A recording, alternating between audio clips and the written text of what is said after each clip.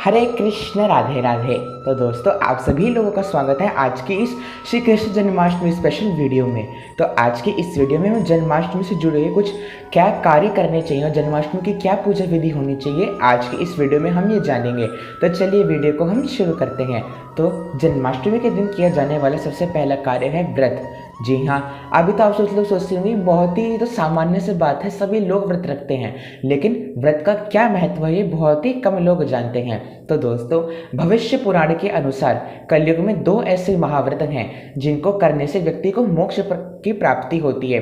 पहला है फाल्गुन के महीने में पड़ने वाली महाशिवरात्रि का व्रत और दूसरा व्रत है भाद्रपद के महीने में पड़ने वाली श्री कृष्ण जन्माष्टमी का व्रत। श्री कृष्ण जन्माष्टमी का व्रत करने वाले व्यक्ति को 1 करोड़ एकादशियों के व्रत रखने का बराबर फल प्राप्त होता है, बराबर पुण्य प्राप्त होता है। इसलिए श्री कृष्ण जन्माष्टमी का व्रत बहुत विशेष होता है। लेकिन अगर आप व्रत नहीं रख पाते हैं, आपको दवाइयाँ लेनी है या फिर कुछ भी कारण हो, तो आप मानसिक रूप से व्रत रखने का संकल्प लें। मानसिक रूप शारीरिक रूप से कई गुना कठिन होता है, क्योंकि इसमें हमें कुछ भी गंदा नहीं सोचना होता है, किसी के लिए बुरा नहीं सोचना होता है, मन ही मन किसी को अपशब्द नहीं कहने होते हैं। तो हमें मानसिक व्रत भी जन्माष्टमी के दिन करना चाहिए। यदि आपका आगे बॉडी आपको अलाउ करती है तो हमें शारीरिक व्रत भी करना चाहिए। दूसरा हमारा जो कार्य है वो होता है घर में मोर पंख लगाना। जी हाँ दोस्तों, मोर पंख भगवान श्री कृष्ण को अत्यंत प्रिय है। मोर पंख भगवान श्री कृष्ण को कह सकते हैं रिप्रेजेंट करता है, और भारतीय वास्तुशास्त्र के अनुसार मोर पंख लगाने से घर में नेगेटिव एनर्जी चली जाती है, घर में नेगेटिविटी का वास नहीं होता है, नकारात्मक ऊर्जाओं का निवास नहीं होता है। इसलिए श्री कृष्ण जन्माष्टमी के दिन घर में हर कमरे में कम से कम एटलीस्ट एक मोर पंख तो अवश्य ही, या फिर घर में एक मोर पंख तो हमें अवश्य ही लगाने चाहिए। तीसरा कार्य है पीले वस्त्र पहनना। भगवान श्री कृष्ण को पीले रंग के वस्त्र यानी पीतांबर बहुत ही ज्यादा प्रसन्न है। कहा जाता है श्रीमद् भागवत महापुराण के अनुसार जब भगवान श्री कृष्ण जन्म ले चुके थे तो उन्होंने दर्शन पीतांबर में ही दिए थे। वे पीतांबरी धोती पहन के एवं चतुर्भुज रूप में देवकी और वासुदेव को उन्होंने दर्शन दिए थे। इसलिए हमें कोशिश ये करनी चाहिए कि हम पीतांबरी यानी पीले वस्त्र धारण करें।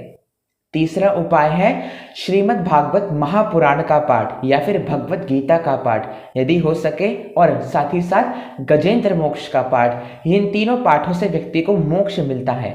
लेकिन अगर आप श्रीमद् भागवत महापुराण का आप पाठ नहीं कर पाते क्योंकि वो बहुत ही बड़ा महापुराण है, तो फिर आप उसका दशम स्कंद का पाठ अवश्य कीजिएगा, क्योंकि दशम स्कंद में ही भगवान श्री कृष्ण के जन्म एवं उनसे जुड़ी हुई अनेकानेक लीलाएं जुड़ी हुई हैं। इसलिए दशम स्कंद का पाठ आप अवश्य कीजिएगा। अगर आप अपने जीवन से परेशान हैं, आपके पास शारीरिक रोग बहुत सारा है, फिजिकल बीमारियां आपके आसपास घिरी रहती हैं, तो आपको श्री गजेंद्र मोक्ष का पाठ करना चाहिए, जिसमें हाथी और मगरमच्छ की एक कथा बताई गई है। बहुत ही दुर्लभ कथा है, इसलिए हमें गजेंद्र मोक्ष का भी पाठ करना चाहिए। अगला कार्य है गोपी गीत का पाठ। भगवान श्री कृष्ण को जो गीत बहुत ही प्यारा है वो है गोपी गीत का पाठ। गोपी गीत के पाठ को ही श्रीमद् भागवत महापुराण का हृदय कहा गया है, उसका दिल कहा गया है। इसलिए गोपी गीत का पाठ अवश्य करना चाहिए। अभी हमको थोड़ा सा ब्रीफ डिस्क्रिप्शन दे देते हैं कि गोपी गीत क्या है। दरअसल जब भगवान महारास लीला की विधि संपूर्ण कर रहे थे, महारास लीला संपूर्णता की ओर थी, तब बहुत सारे गोपियों को घमंड हो गया था कि भगवान श्री कृष्ण तो बस हमारे साथ रहना चाहते हैं, कि हमें ही इतने सारे गुण है, मतलब गुणों को लेकर उनमें बहुत ही ज्यादा घमंड हो गया था। तो भगवान श्री कृष्ण के मन में घमंड के लिए कोई जगह नहीं है, इसलिए उन्होंने सारी गोपियों का साथ छोड़ के अकेले कहीं वन में चले गए थे। तो भगवान श्री कृष्ण के विरह से परेशान होकर गोपियों ने जो गीत गाया, बावरी होकर गोपियों ने जो गीत गाया, उस गीत को ही गोपी गीत के नाम से जाना जाता है। इसलिए हमें गोपी गीत का पाठ भी अवश्य करना चाहिए। अगला है मक्खन मिश्री का भोग। भगवान श्री कृष्ण को मक्खन मिश्री का भोग बहुत ही प्रिय है। यूं तो भगवत गीता के 5वें अध्याय के 27वें या 26वें श्लोक में भगवान श्री कृष्ण ने कहा है कि उनको प्रेम से कुछ भी अर्पित करो, वे उसके सगुण रूप में साक्षात आकर उसको स्वीकार करते हैं। लेकिन द्वापर युग में जो भगवान कृष्ण को बहुत ही प्रिय वस्तु थी खाने के लिए, वो थी मक्खन मिश्री। इसलिए जो आप घर में मिठाई बनाते हैं वो तो आप भगवान को भोग लगाएंगे, साथ साथ में इफ़ पॉसिबल तो मक्खन मिश्री का भोग भी आप अवश्य लगाइएगा।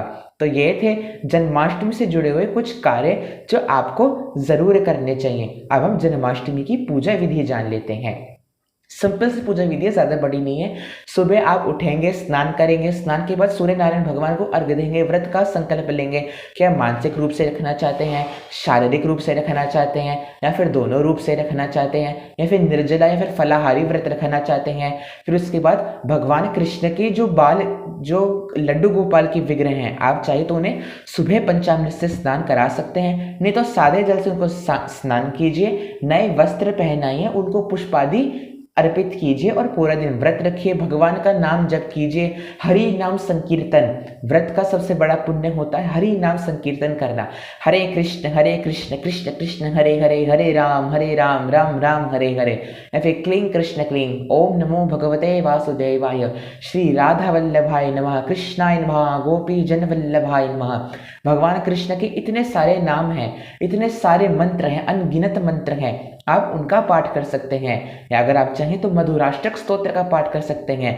अधरम मधुरम वदनम मधुरम नयनम मधुरम हसितम मधुरम हृदयम मधुरम गमनम मधुरम मधुराधिपतेर अखिलम मधुरम। आप चाहे तो मधुराष्टक का भी पाठ कर सकते हैं, या फिर आप सिर्फ हरि नाम संकीर्तन कीजिए। रात्रि 12 बजे से होने से पहले अगर आप चाहें तो पूजन अभिषेक कर सकते हैं, और रात्रि 12 बजे ठीक शंखनाद करके, ये भी एक कार्य है शंखनाद। यदि आपने घर में श्री कृष्ण जन्माष्टमी का पर्व मना रहे हो तो शंखनाद और घंटी का नाद अवश्य कीजिएगा। ठीक रात्रि के 12 बजे शंखनाद कीजिए। हाथी घोड़ा पाल की, जय कन्हैया लाल की, नंद के आनंद भयो, जय कन्हैया लाल की। पूरे घर में सब लोग एक साथ मिलके चारों ओर भगवान की जय जयकार की गुंजायमान कर दीजिए। ठीक रात को 12 बजे उनकी आरती कर लीजिए, या फिर अगर आप चाहें तो उनका अभिषेक भी रात्रि 12 बजे कर सकते हैं, नहीं तो रात्रि 12 बजे से पहले भी आप अभिषेक कर सकते हैं भगवान का। आरती कीजिए, उनको भोग नैवेद्य अर्पित कीजिए, सब लोग नाचिए गाइए, हर्षोल्लास से मनाइए। और अगर आप चाहें तो भगवान को भोग लगाने के बाद आप अन्न ग्रहण कर सकते हैं।